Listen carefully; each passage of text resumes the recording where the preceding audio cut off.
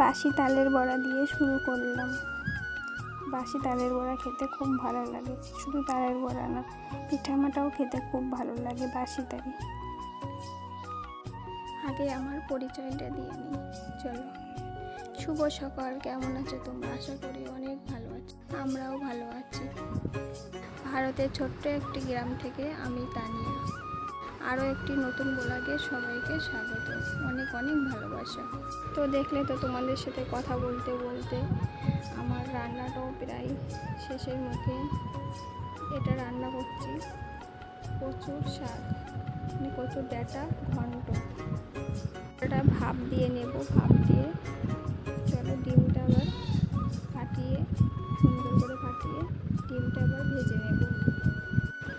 তেলটা গরম হয়ে গেছে, এবার ডিমটা দিয়ে দেবো। আজকে রান্না হবে ডিমের ঝোল, অমলেট করে ডিমের ঝোল আর কচুর ডাঁটা ঘন্ট।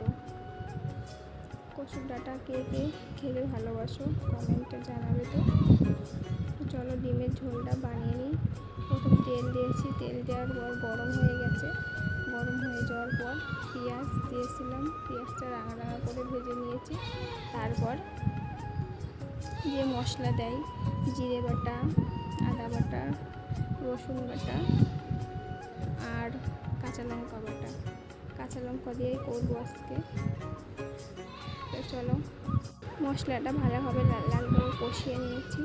তারপর জল ঢেলে দিয়েছি, জলটা এবার ভালোভাবে ফুটিয়ে নেব। ফুটে ওঠার পর ডিমের যে অমলেটটা করে রেখেছিলাম সেই অমলেটটা দিয়ে দেবো। ডিমের ঝোলটা মাখো মাখো করে নামিয়ে নেব। ডিমের ঝোলটা হয়ে গেছে, এবার আমি কচু ঘন্টটা বসাবো। কড়াই তেল দিয়ে দিয়েছি, পেঁয়াজ আর কাঁচা লঙ্কা রসুন দিয়ে দিয়েছি।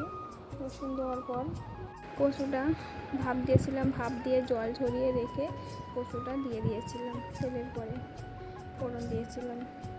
কচুটা একটু শুকনো শুকনো হয়ে আসলে লেবুর রস আর একটু চিনি দিয়ে দিয়েছিলাম, যাতে গাল না ধরে। তো হয়ে গেছে আমার সকালের রান্না কচু ঘন্ট আর ডিমের অমলেট ঝোল। আজকে আমাদের রাতে একটা মেনু হবে। এই মুরগিটা আজকে আমরা কিনে নিয়ে এসেছিলো তোমাদের ভাইয়া। এই মুরগিটা আজকে জবাই হবে, জবাই করে সন্ধ্যাবেলায় রান্না হবে। তো সন্ধ্যা হয়ে গেছে, মুরগিটা তোমাদের ভাইয়া কেটে ভালো করে ধুয়ে এনে দিয়েছে। এবার আমি আলুগুলো ভেজে নেব। আলু ভাজতে ভাজতে ঢাকা দিয়ে দিয়েছিলাম, আলু ভাজা আমার হয়ে গেছে।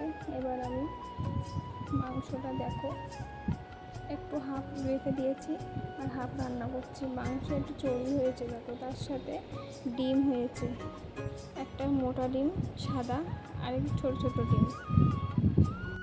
তো চলো মাংসটা রান্না করে নিই। মাংসটা রান্না করতে করতে তোমাদের কিছু কথা বলি, চলো। আমি ভিডিও বানাই, তো ভিডিওতে আমার কোনো ভিউজ আসে না, কমেন্টও আসে না, খুব অল্প ভিউজ আসে।